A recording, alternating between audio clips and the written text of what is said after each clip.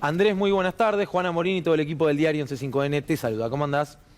Buenas tardes, ¿cómo están ustedes? Todo bien por acá, tratando de entender y como decíamos, ¿no? Por suerte, estás vos del otro lado para explicarle al televidente si vale o no vale la sesión de expulsión de Cuéllar.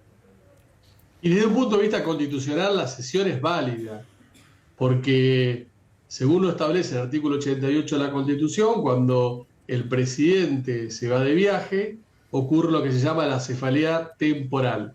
Y es cubierto el cargo del el poder ejecutivo por la vicepresidenta.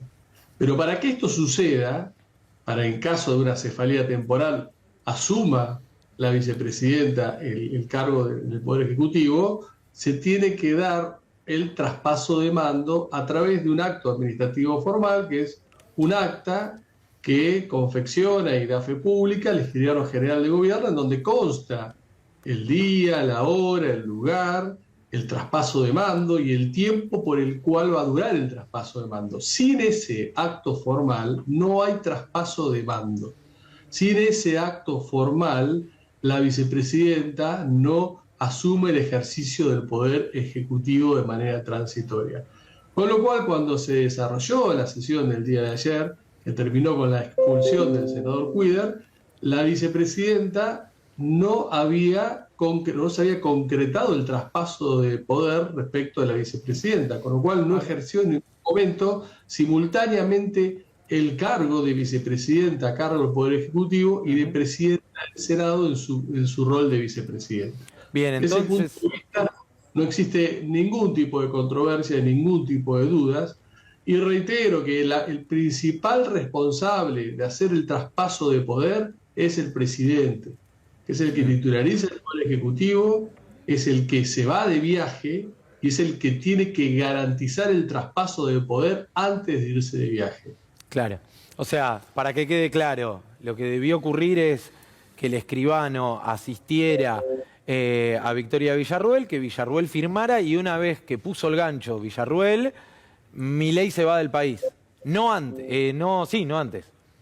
No antes, no puede irse antes. Y esto lo puede hacer el día anterior también. Claro. Ahora, Andrés, si yo te pregunto quién fue el presidente de Argentina ayer a las 3 de la tarde, ¿qué respondemos? Que ayer a las 3 de la tarde existió un vacío de poder en la República Argentina en términos de quién ejercía el poder ejecutivo plenamente. Piloto automático estuvimos, ¿no? 4 horas en Argentina. De anomalía inconstitucional, de anomia legal, una situación irregular desde el punto de vista constitucional, porque en ese periodo nadie ejerció el poder ejecutivo. Tuvimos sin presidente 7 horas. Por suerte estaba Francos, algún secretario de Estado estaba en Casa Rosada, ¿no? Ahora, doctor, sí, por lo que usted explica en su posteo, entonces el presidente Javier Milei también cometió una irregularidad institucional porque él se fue del país sin que se haya concretado el traspaso del poder. Le pregunto, en el caso de que él también quede expuesto a, no sé, una acción de incumplimiento de los deberes de funcionario público, pero también cometió una irregularidad. Es claro y notorio que cometió una irregularidad. Quien titulariza el Poder Ejecutivo, quien detenta el poder y debe traspasar el poder del Ejecutivo a la vicepresidenta, es él, porque es quien está viajando y tiene que garantizar y asegurarse que antes de viajar exista el traspaso de poder con las formalidades que garantizan la continuidad institucional. Claro, claro. Ahora, se habló mucho de, otra vez, me agarro de las redes sociales, yo sé que parece un tema menor, pero con este gobierno hay que prestar tanta atención a las redes sociales como al boletín oficial, más o menos, de una posible denuncia por incumplimiento de los deberes de funcionario público hacia Victoria Villarruel. Por lo que entiendo, lo que estás planteando, Andrés, es exactamente al revés. El posible incumplimiento. La vicepresidenta en ningún momento incumplió con sus deberes, porque como vicepresidenta preside el Senado, presidió la sesión del Senado y ejerció plenamente sus facultades constitucionales. Pero vamos a la hipótesis de que Victoria Villarruel hubiese ejercido ambos cargos de forma simultánea. Esto no le generó al ex senador Cuidar ningún tipo de perjuicio directo e inmediato, porque era una sesión en donde la vicepresidenta no podía desempatar, puesto que o se llegaba a los 2/3 Claro, a la expulsión o no se llegaba, nunca podía haber empate. Así que aunque hubiese sido un ejercicio simultáneo de ambos cargos, que no lo fue, no le generó ninguna limitación a los derechos, no existe la nulidad por la nulidad misma. Las nulidades existen en la medida que se puedan verificar derechos realmente afectados. Y acá la eventual, el eventual ejercicio duplicado de cargos por parte de la vicepresidenta, en lo que se resolvió a Cuidar, no la afecta claro, en lo más. si ayer hubiese ocurrido la ley Bases, era otra cosa, porque la ley Bases, recordemos, con el voto de Cuadra, además, desempate, exacto. resultó empatado y ahí desempató Villarroel. Ahí tal vez sí se abriría todo un debate, ¿no? Por eso, cuando se votó la ley Bases y el presidente Milei tenía un viaje, esperó primero que se votara la ley Bases y después se fue de viaje y traspasó el poder. Y lo hizo otra vez. ¿Cómo lo hizo esa vez? A través de un acta del escribano general de gobierno. Claro, en este caso, Milei se fue antes. Exactamente, el que se fue, digamos, sin buscar a su reemplazante fue Milei, el que se fue antes de tiempo, digamos. Sí, totalmente contrario a lo que hizo cuando aconteció la votación de la ley Bases, en donde ahí sí la vicepresidenta tenía la eventual posibilidad de desempatar y tuvo que desempatar.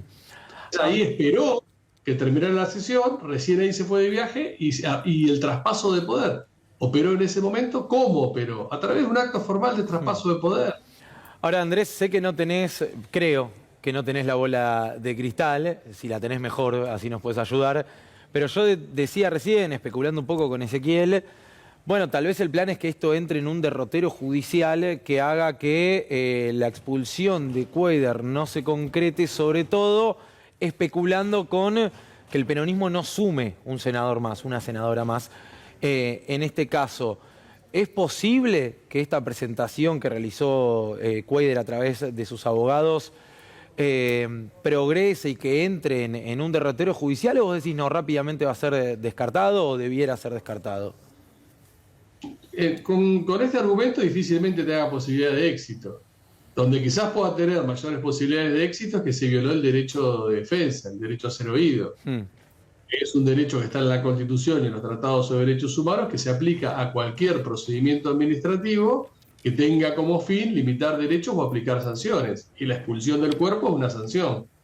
Y el ex senador Cuidar no tuvo la posibilidad de ejercer este derecho de defensa, de dar su versión de los hechos, de aportar argumentos jurídicos que lo sostuviesen y de ofrecer cierta prueba que demostrase esos actos de defensa. Claro. Eso no lo tuvo. Ahí sí tiene mayores posibilidades el ex senador Cuidar de lograr en la justicia que se invalide la sesión que lo expulsó. Ahí tiene más posibilidades. Claro. El otro tema no tiene ninguna posibilidad. Si vos fueses su abogado, le dirías, no encares por acá, déjalo de lado, vamos por este otro argumento que, si se quiere, es más sólido o es más sostenible. Y sí, el argumento de la nulidad de la nulidad de la sesión por duplicidad de cargo me parece que es totalmente improcedente. El argumento de la falta de garantía del derecho de defensa es mucho más concreto. Bien. Andrés, te agradecemos mucho por tu tiempo. Un abrazo grande. Muchas gracias, muy buenas tardes. Bueno, claro.